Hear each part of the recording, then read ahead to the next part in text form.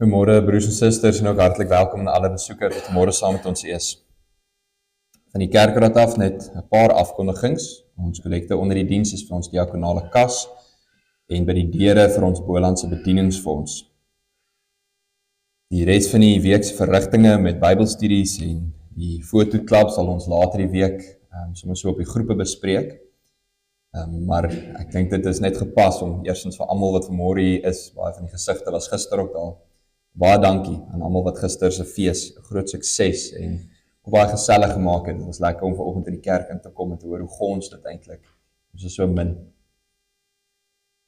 Ons begin vanmôre ons erediens deur afhanklik en eerlik te verklaar dat uit hom en deur hom en tot hom is alle dinge. Aan hom behoort die heerlikheid tot aan alle ewigheid. Liefde is vir wie God die Vader geroep het, wat hy lief het en deur Jesus Christus bewaar, mag barmhartigheid, vrede en liefde in oorvloed aan julle geskenk word. Amen. Kom ons staan dan, sing ons saam Psalm 116, 'n bekende loflied. Ons sing daar vers 1, 4, 5 en vers 10. Vers 5, belydenis, U het my siel weer van die dood bevry, in droefenis droog U, o Heer, my trane. U lei my voet langs nuwe lewensbane, om in U lig te wandel, lewensbly. Nou ook die erkenning van vers 10. Ek sal U naam met dankerkentenis prys, te midde van 'n feestelike skare.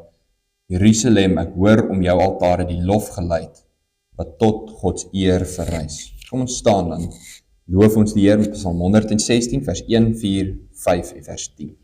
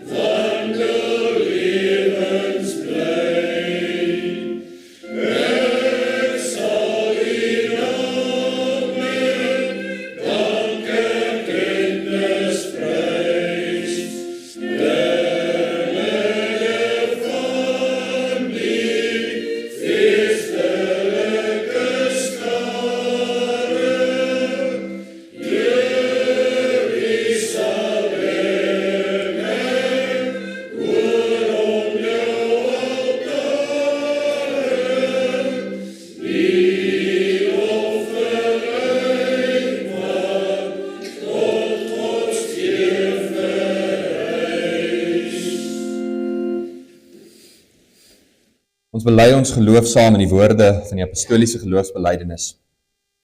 Ek glo in God die Vader, die Almagtige, die Skepper van hemel en aarde, En in Jesus Christus, sy eniggebore Seun, ons Here, wat ontvang is van die Heilige Gees, gebore uit die Maagd Maria, wat gelei het, onder Pontius Pilatus gekruisig is, gesterf het en begrawe is, by die angste van die hel tot in die dood toe ondergaan het, en op die derde dag opgestaan het uit die dood, opgevaar het na die hemel en sit aan die regterhand van God, die almagtige Vader, waarvandaan hy sal kom om die lewendes en die dooies te oordeel. Ek glo in die Heilige Gees. Ek glo aan 'n heilige algemene Christelike kerk, die gemeenskap van die heiliges, vergewing van sondes, die opstanding van die liggaam en 'n ewige lewe. Ons kan gaan sit en dan gaan ons saam luister na die wet van die Here. Die Here leer ons hoe om aan hom gehoorsaam te wees. Die opsomming van die wet is liefde tot God en liefde tot ons naaste. En so word dit dan ook uitgebrei in hierdie 2 tafels van ons wet. Die eerste ene.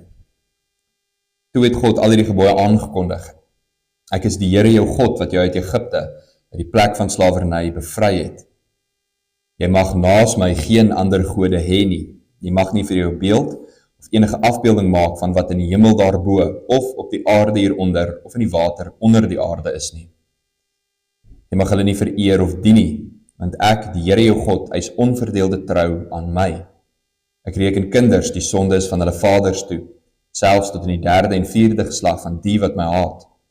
Maar ek betoon my liefde tot aan die 1000ste geslag van die wat my liefhet, my gebooie gehoorsaam. Jy mag die naam van die Here jou God nie misbruik nie. Die Here sal die een wat sy naam misbruik, nie ongestraf laat bly nie. Sorg dat jy die Sabbatdag heilig hou. 6 dae moet jy werk, alles doen wat jy moet. Maar die 7de dag is die Sabbat van die Here jou God. Dan mag jy geen werk doen nie. Nie jy, jou seun of jou dogter, of die man of vrou wat vir jou werk, of enige dier van jou of die vreemdeling by jou nie. Die Here het in 6 dae die hemel en alles daarin gemaak, die aarde en alles daarop, die see en alles daarin. Op die 7de dag het hy gerus. Daarom het die Here dit as gereelde rustdag geheilig. Aan die tweede tafel van die wet. Eer jou vader en jou moeder, dan sal die land bly woon in die land wat die Here jou God vir jou gee. Jy mag nie moord pleeg nie. Jy mag nie egbreek pleeg nie. Jy mag nie steel nie. Jy mag nie vals getuienis teen 'n ander gee nie. Jy mag niemand anders se huis begeer nie. Jy mag nie sy vrou begeer nie, ook nie 'n slaaf of slavin, 'n bees of 'n donkie of enigiets anders wat aan hom behoort nie. Terwyl ons so bly sit, kom ons sing saam om Psalm 81, vers 11 tot vers 15. Die Here wat ook in die wet vir ons sê, ek is God en Heer wat die volk bevry het, ek en niemand meer, wat heel deur my hand uit Egipte land veilig uitgelei het. Maar dan ook, dat ons in die Here se lig moet wandel, dat ons sy diens is, vers 13, die ontkenning van die volk wat dit nie gedoen het nie, maar my volk wat my nie gewillig eer nie, aan my diens gewy, ver van my vandaan, het hulle weggegaan, en my nie begeer nie.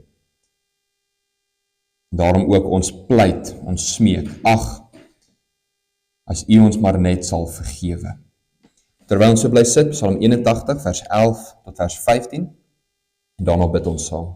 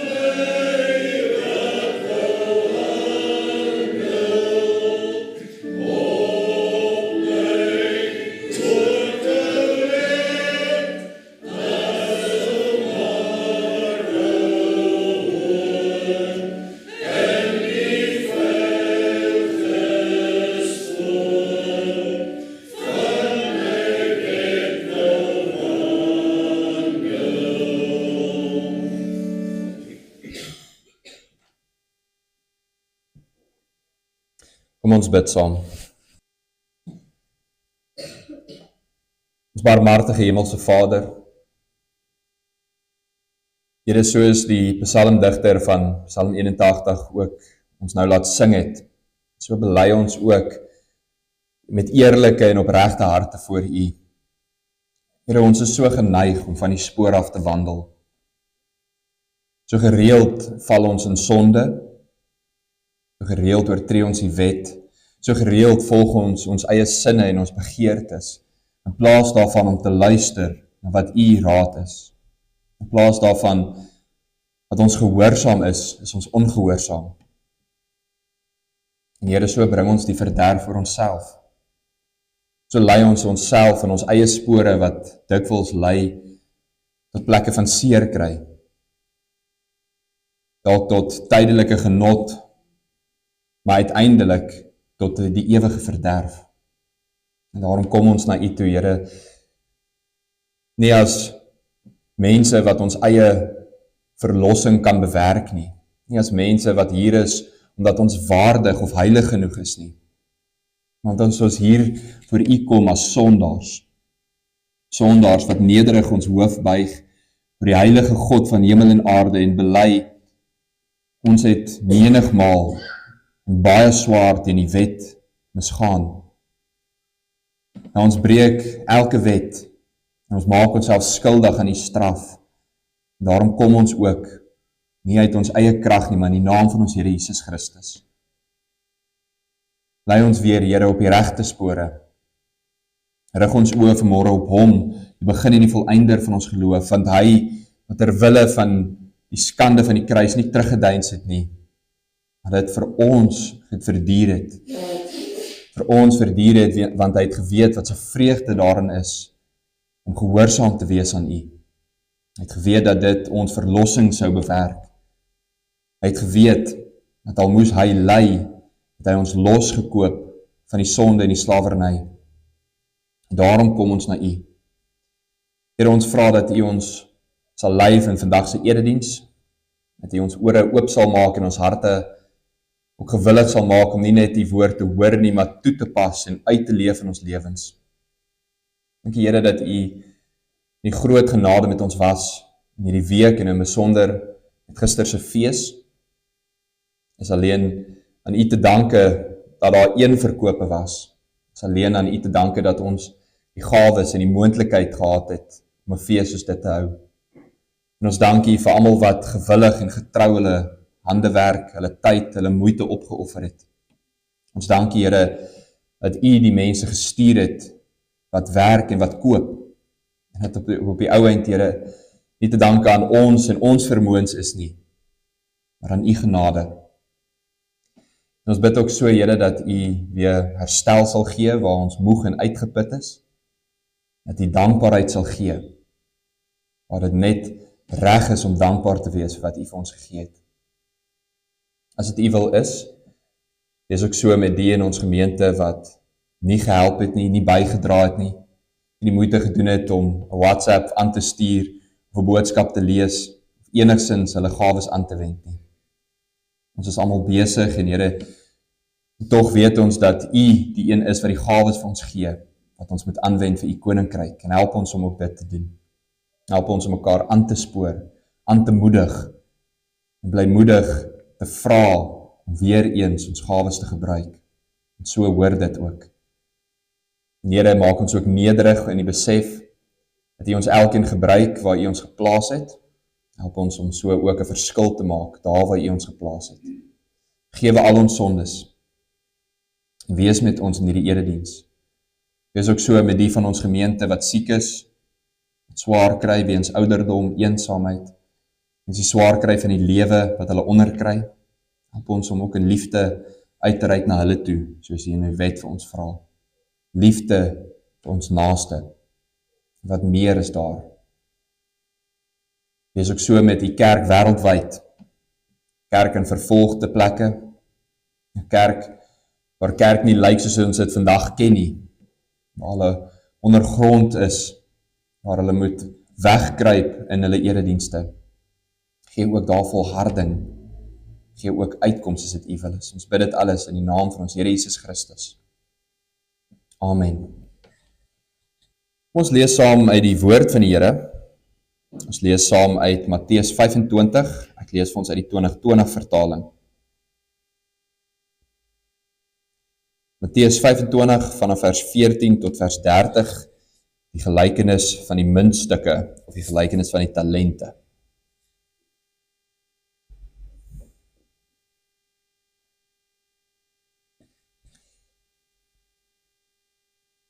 Want dit is net soos 'n man wat op reis gaan en sy slawe roep en sy besittings aan hulle toevertrou. Vir een het hy 5 talente gegee, vir 'n ander 2, vir nog 'n ander 1, vir elkeen volgens eie vermoë. Daarop het hy vertrek. En onmiddellik het die man wat 5 talente ontvang het, daarmee gaan woeker en 'n wins van nog 5 gemaak. Net so het die man met 2 nog 2 wins gemaak. Maar die man wat 1 ontvang het 'n gat in die grond gaan grawe en sy eienaar se geld weggesteek. Na 'n lang tyd kom die eienaar van daardie slawe terug en eis rekenskap van hulle. Die man wat 5 talente ontvang het, het gekom en nog 5 gebring en sê toe: "Meneer, u het 5 talente gegee en kyk, ek het 'n wins van nog 5 talente gemaak." Die eienaar het vir hom gesê: "Mooi so, goeie en getroue slaaf, oor min was jy getrou, oor baie sal ek jou aanstel. Deel in jou eienaar se vreugde." Die man wat 2 talente het, die man met die 2 talente het gekom en gesê: "Meneer, 2 talente het u vir my gegee en kyk, ek het 'n wins van nog 2 talente gemaak." Sy eienaar het vir hom gesê: "Mooi so, goeie en getroue slaaf, oor min was jy getrou, oor baie sal ek jou aanstel, deel in jou eienaar se vreugde." Die man wat 1 talent ontvang het, het ook gekom en gesê: "Meneer, ek ken u. U is 'n hardvochtige man, wat maai waar u nie gesaai het nie, en wat oes waar u nie saad uitgestrooi het nie. Omdat ek bang was, het ek die talent in die grond gaan wegsteek. Hier is wat aan u behoort." Sy eienaar antwoord hom: "Jou slegte en lui slaaf. Jy het geweet dat ek maai waar ek nie gesaai het nie, en oes waar ek nie saad uitgestrooi het nie. Daarom moes jy my geld by die bankiers belê het, en met my terugkeer sou ek wat myne is met rente teruggekry het. Vat dan die talent by hom en gee dit vir die een wat 10 talente het, want aan elkeen wat het sal gegee word, en hy sal oorvloed hê. Maar wie nie het nie, van hom sal ook wat hy het weggeneem word. En gooi die nuttelose slaaf uit in die duisternis daar buite. Daar sal 'n geween wees en geknars van tande." Voordat ons fokusvers lees in die vorige hoofstuk, kom ons staan dan sing ons skrifberuiming 3:5. Ons sing al 6 verse. Dit is 'n beruiming van Johannes hoofstuk 15. Waar die Here Jesus sê: "Ek is die wingerdstok en julle is die lote. Elkeen wat in my is, dra baie vrug." Kom ons staan dan sing ons skrifberuiming 3:5, vers 1 tot vers 6.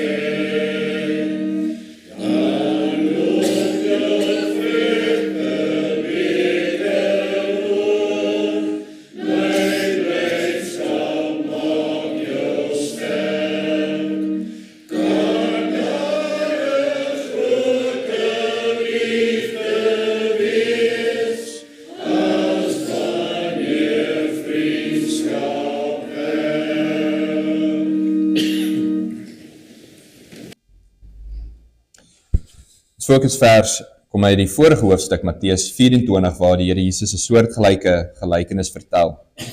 Ons lees net een vers 46. Here Jesus sê, gelukkig is daardie slaaf, wie sy eienaar hom so aan die werk sal vind, wanneer hy kom. Ek lees dit weer. Gelukkig is daardie slaaf, wie sy eienaar hom so aan die werk sal vind, wanneer hy kom.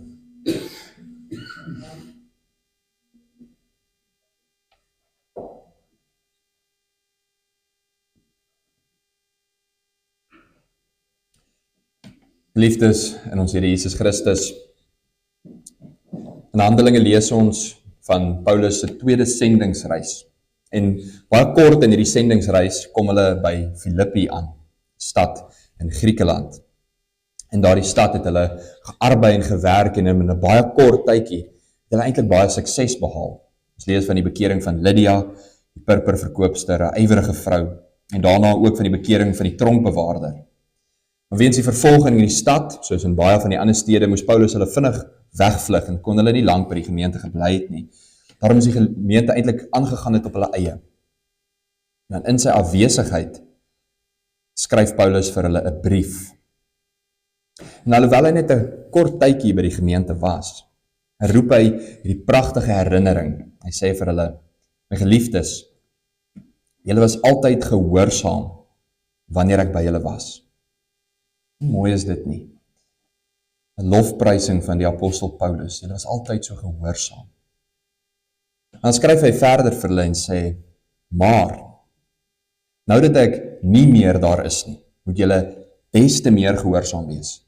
Julle moet met eerbied en ontzag daarop toelê om as verloste mense te lewe. As gelowiges, leef ons mos nie net as gelowiges of as verloste mense wanneer ons by die kerk is nie, of as die ouderling kom huisbesoek doen nie, of as jy in die teenwoordigheid van die dominee is nie. Trouwens is eintlik wanneer die toesighouer sy rug draai, by die ware karakter van 'n mens uitkom. As die onderwyser vir die klas sê, julle moet nou stil sit, ek gaan net gou kantoor toe hardloop, dan word die ware karakter van die klas getoets wanneer sy juis uitgaan. En in Matteus 25 leer die Here Jesus hierdie selfde beginsel, hierdie selfde waarheid vir ons, in die gelykenis van die slawe. Vanoggend gaan ons dieper in hierdie gelykenis ingaan, maar eerstens moet ons 'n vraag vra. Die vraag, hoekom? Hoekom vertel Jesus hierdie gelykenis? In die evangelies lees ons dat die Here Jesus baie dinge geleer het deur gelykenisse. Gelykenisse is 'n uitstekende manier om mense te onderrig, want dit vertel hierdie diep waarheid op 'n baie eenvoudige wyse deur 'n storie. Daarom gebruik die Here dit om sy disippels te leer. En daarom onthou ons gewoonlik die gelykenisse. Ook hierdie gelykenis is baie bekend, maar wat dalk nie so bekend is nie, is die aangeleentheid. Met ander woorde, anders gestel, hoekom vertel Jesus hierdie gelykenis? En in wat se verband vertel hy dit? Wat is die onderwerp wat hier aan die woord is? En die antwoord kry ons in die vorige hoofstukke. Matteus 21 ry Jesus vir die laaste week van sy lewe in Jerusalem in, op die rug van 'n donkie.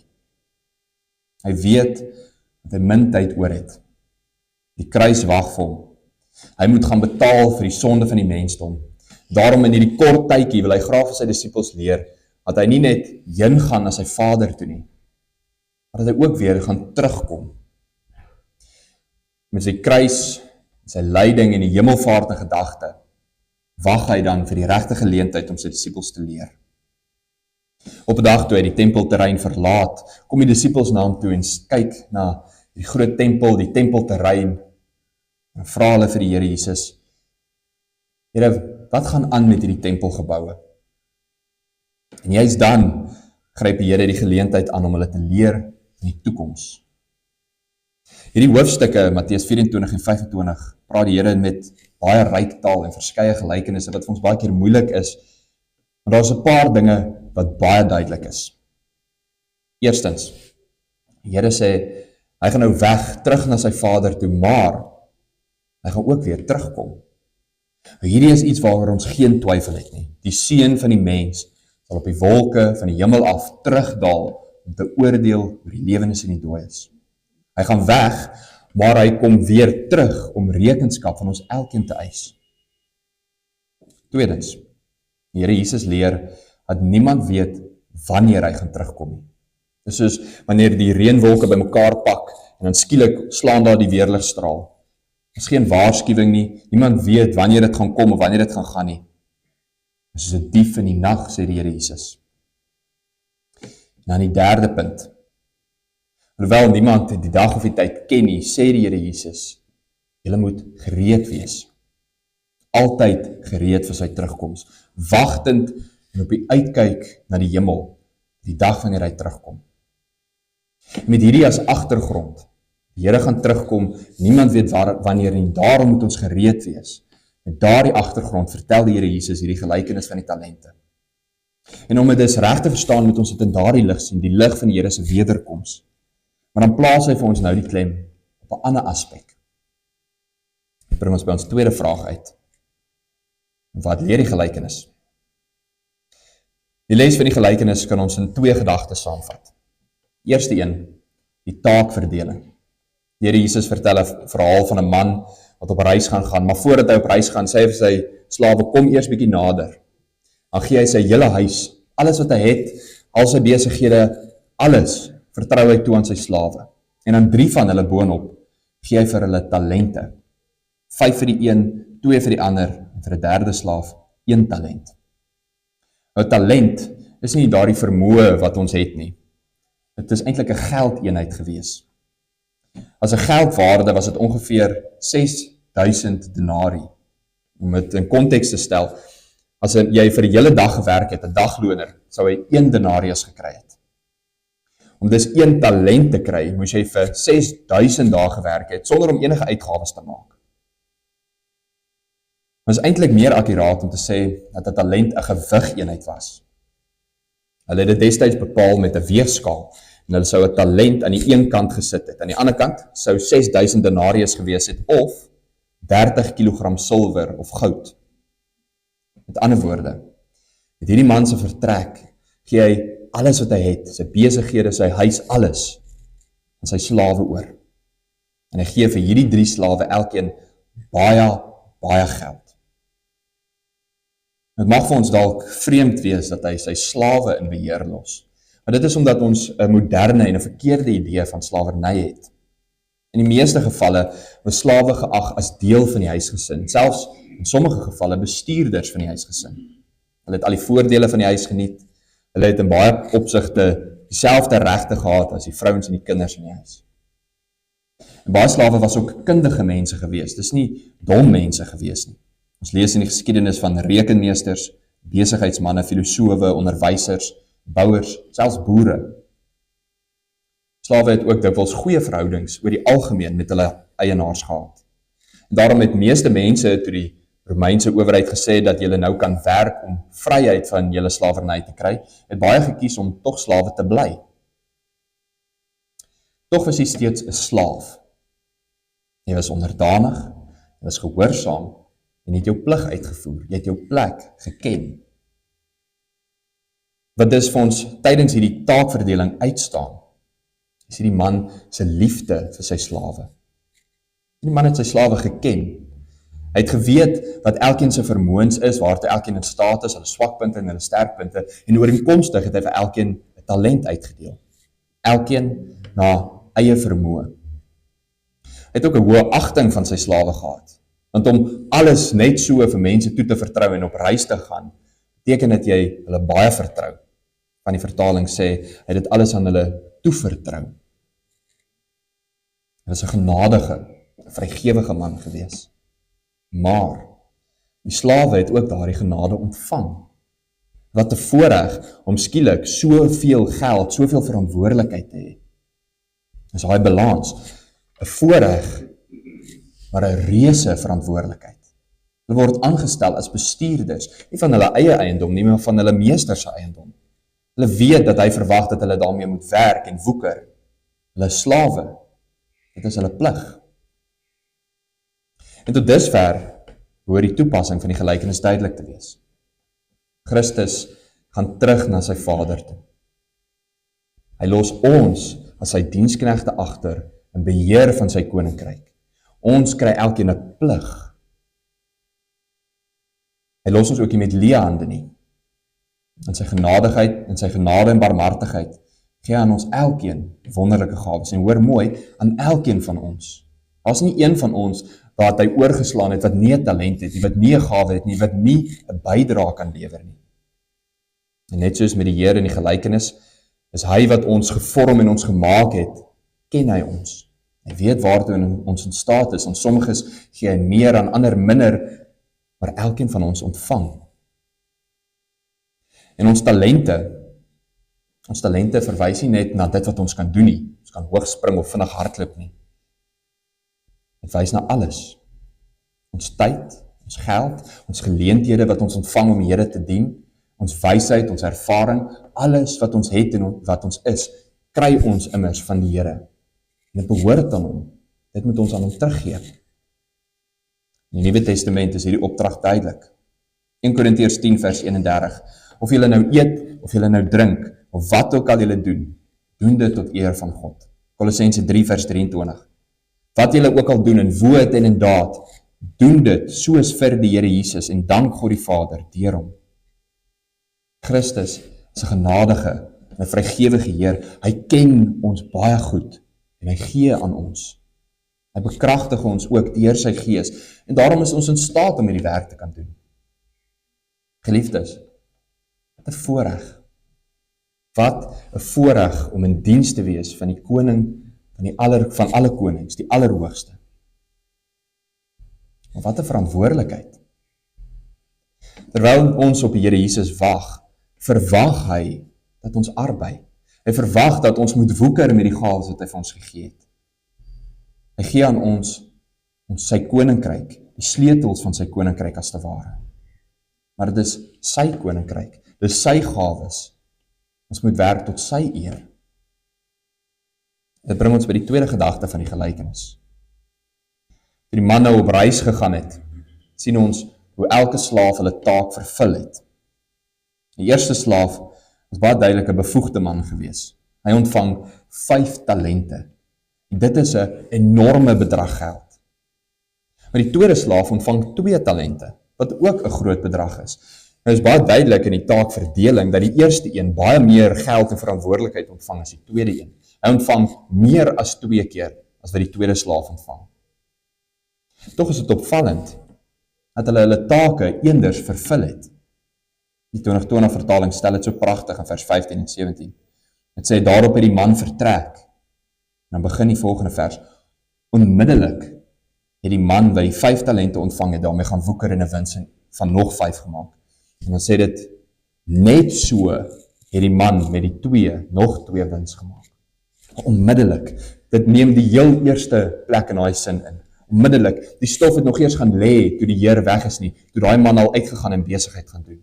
Entoesiasties, ywerig, gewillig in die diens van sy Here. Wanneer hulle Here terugkeer, is dit ook belangrik om te sien hoe hulle hom antwoord. Al 2 van die eerste 2 slawe sê vir hom, meneer, soveel talente het u vir my gegee. Dis waarmee hulle begin. Hulle sê, kyk Here, u het hierdie aan my toevertrou, dankie. Ek besef die verantwoordelikheid, ek besef die plig, ek besef die genade. Hierso is wat ek vir u kan teruggee. Hulle besef hulle posisie. Ook hulle eerbied en hulle liefde vir die Here. Is asof hulle met 'n offer na die Here toe kom. Dis die woord wat daar gebruik het. Kyk wat het ek in wins verdien. Maar in teenstelling kry ons die derde slaaf. En op die oog af lyk dit nie asof hy iets verkeerd gedoen het nie. Hy vermors nie die talent nie, hy het hom nie verloor nie, hy het hom nie vir homself gehou of gesteel nie. Hy gee aan die Heer terug wat hy ontvang het. Hier is wat aan u behoort. En tog wys Jesus vir ons die dieper probleem. Derde slaaf het nie 'n pligsbesef nie. Die talent wat hy ontvang het, was vir hom 'n las. Hy het dit maar gaan begrawe, eenkant gesit, weggesteek, sodat hy dit eintlik maar net terug kan gee. Hy doen eintlik maar net die minste. Eintlik, hy doen minder as die minste. Hy doen niks. Hy het ook geen liefde vir sy meester nie. Hy kom eintlik kwaadwillig en vyandig oor. Sy heel eerste woorde is om sy meester te beledig. Ek ken u, is 'n hardvogtige man. En dan kom hy met 'n verskoning. Ek was bang, daarom het ek dit gaan wegsteek. En op 'n manier is hier 'n verstaanbare verskoning. As jy al ooit 'n werk gedoen het en julle was bang om te misluk, as julle al ooit bang was dat julle dalk nie die verwagting van die persoon gaan ontmoet nie. Dit is normaal, veral as iemand streng is, om so 'n bietjie bang te wees, om so 'n bietjie terug te hou, bang jy vermors dit. En tog is sy vrees ongegrond. Hy het 'n verdraaide, 'n verkeerde beeld van sy meester, want hy noem sy meester 'n ongenadige man, 'n hardvogtige man. Dis nie wat ons gesien het nie.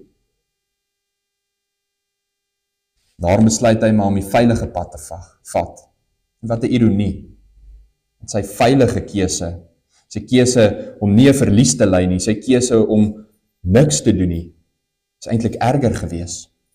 Deur homself te probeer beskerm, verloor hy juis alles. Nou moet ons dit weer eens op onsself toepas. Eenvoudig gestel. Geliefdes, in die koninkryk van die Here is daar 2 tipe diensknegte. Aan die een hand kry ons mense wat getrou en ywerig vir die Here werk. Onmiddellik, asof die stof nog nie eers gaan lê het nie, hulle het 'n pligsbesef. Hulle weet, hulle staan in diens van die koning.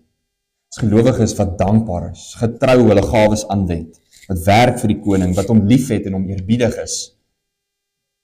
Dis mense wat altyd daarom bereid is, altyd beskikbaar is. Hulle gee hulle tyd, hulle talente, hulle dra vrug reg deur die jaar. Dit is asof daar geen einde aan hulle toewyding en hulle energie is nie. Dis nie baie keer die belangrikste mense, die dominee of die ouderling nie. Soms net gewone lidmate. Dis mense wat getrou is in hulle diens aan die Here. Dis mense wat bid, mense wat siekes bystaan, mense wat ander gaan besoek wanneer hulle swaar kry het. Mense wat net teenwoordig is. Dis nie mense wat erkenning soek nie. Hulle weet die werk wat hulle doen hulle vir die Here en nie vir mense nie. Dis getroue diensknegte. En om hierdie gedagte net verder by ons tuis te bring, kyk vir 'n oomblik na die Heer se antwoord vir sy slawe. Hy sê, mooi so, goeie en getroue slaaf, oor min was jy getrou, baie sal ek jou aanstel, deel in die vreugde van jou Heer. Broers en susters, dit maak nie saak hoeveel sukses ons het op ons bediening vir die Here nie. Ons gaan nooit vergelyk word met 'n ander een nie. Die vraag is, werk jy? Doen jy bloot iets? Is jy getrou in jou diens aan die Here? Wat 'n wonderlike troos. En die Here Jesus terugkom en rekenskap van ons gaan eis. En dit gaan gebeur. Dan gaan hy nie vra, was jy soos Paulus of Johannes of Petrus nie. Hy gaan nie sê, mooi so, goeie en suksesvolle slaaf of goeie en begaafde slaaf nie. Hy gaan sê, mooi so, goeie, getroue dienskneg. Deel in jou Heer se vreugde.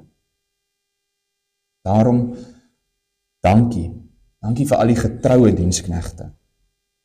En hou so voort, volhard in julle geloof. En daarteenoor, is mense wat Jesus sê, sleg en lui slawe. Mense met 'n geloofspassiwiteit. Mense wat baie gawes, geleenthede, verantwoordelikheid ontvang het. Nooit gebruik nie. Hulle is selde bereid om te werk, nooit beskikbaar nie. Hulle laat alles eintlik net vir hulle self. En is nie noodwendig ongelowige mense nie. Dis mense wat kerk toe kom, mense wat die eredienste bywoon. Maar dis toeskouers. Hulle kyk hoe ander bid, hulle kyk hoe ander besoek, hulle kyk hoe ander verkondig en reël en help. En soos die derde verslaaf het hulle ook altyd 'n verskoning. Ek het nie tyd nie. Iemand anders kan dit beter doen. Ek's besig. Maar geliefdes, daar's iets daarvan in ons almal se lewe. Ons val so maklik in die gewoonte van niks doen. Wanneer iemand die Here se naam laster, dan doen ons niks. Wanneer sonde goed gepraat word, of onregverdigheid seevier, dan doen ons niks. Wanneer ons sien hoe ons vriend of familielid op pad is na 'n afgrond met hulle leefstyl, dan doen ons niks. En dikwels begin hierdie luiheid met ons verhouding by die Here. Die Bybel bly toe, ons bid minder, ons gemeenskap met Christus verkoel, en wanneer die wortel uitdroog, dan sal daar ook nie vrugte wees nie. En soms is dit net 'n prioriteitsprobleem. Dis nie lui mense nie. Hulle werk elke dag van die week. Hulle is elke dag by hulle eie besigheid, elke dag met planne en drome besig. Maar die Here se koninkryk kry die oorblyfsels. Hulle het tyd vir alles, behalwe vir die Here. En geliefdes, is hierdie gelykenis ook 'n liefdevolle waarskuwing vir elkeen van ons, vir my, vir ons kerkraad, vir almal. Ons moet nie mekaar vergelyk nie. Ons moet mekaar oproep, aanmoedig, aanspoor en herinner. Jy staan in diens van die koning. Ons sluit af met 'n laaste gedagte om oor na te dink. In ons teksvers in Matteus 24 sê Jesus, gelukkig, hoor mooi, gelukkig is daardie slaaf wie sy eienaar hom so aan die werk sal vind, wanneer hy terugkom. En vra jouself af, broer en suster, hoe gaan die Here my vind, wanneer hy terugkom? Laaste gedagte. Die derde slaaf sê vir sy meester, Here, dit is omdat ek bang was. Omdat ek bang was, dat ek die talent in die grond gaan grawe het. Hier is wat aan U behoort. En baie keer het ons hierdie idee dat ons diens van die Here te veel van ons lewe gaan eis. Het gaan ons iets kos. Het gaan my tyd kos, my gemak, my geld, my aansien.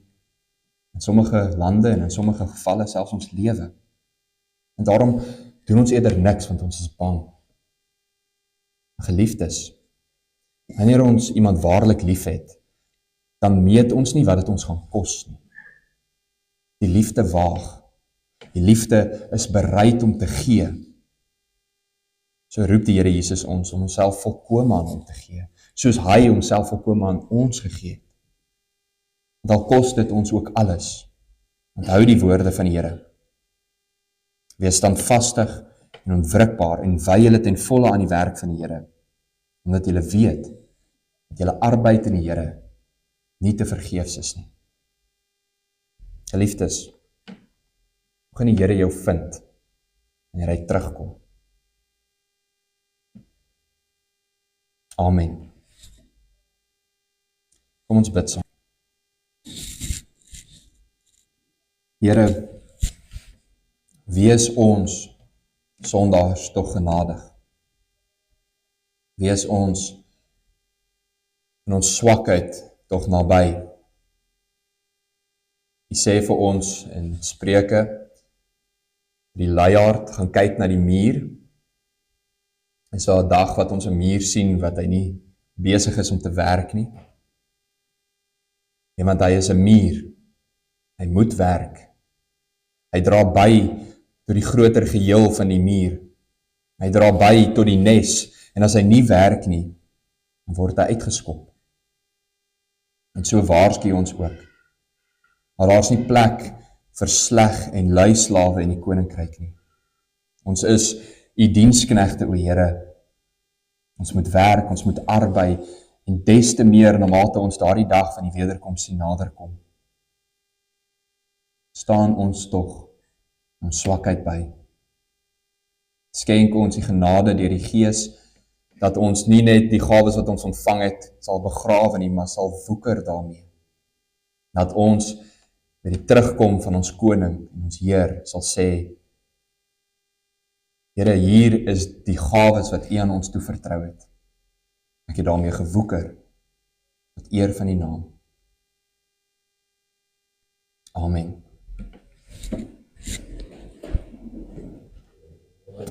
Liefdes, ons gee nou geleentheid vir ons kollekte, vir ons liefdesgawes, en daarna sing ons saam.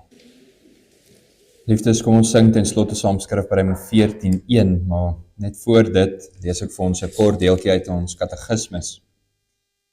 Sondag 24, vraag en antwoord 63, vorige vraag vra, kan ons deur ons goeie werke in die hemel inkom? En dan is die antwoord nee. Ons kan slegs deur geloof in die hemel inkom, en dan vraag 63, verdien ons goeie werke dan niks, terwyl die woord leer dat God in hierdie lewe en in die toekomstige lewe ons tog wil beloon daarvoor. En sy antwoord, die Here wil ons beloon vir ons goeie werke. Tog is hierdie beloning nie uit verdienste nie, maar ook uit genade. So sing ons dan hiervan in Romeine 13, skrifbereiming 14:1, daarom sing ons al 3 verse, daarna die seën van die Here.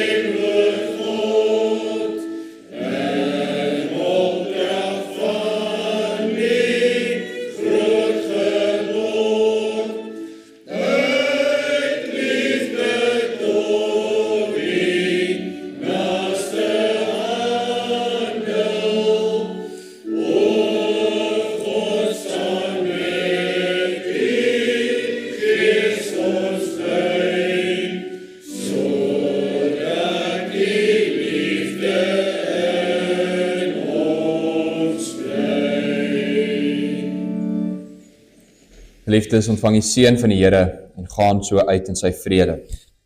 Die Here sal jou seën en jou behoed.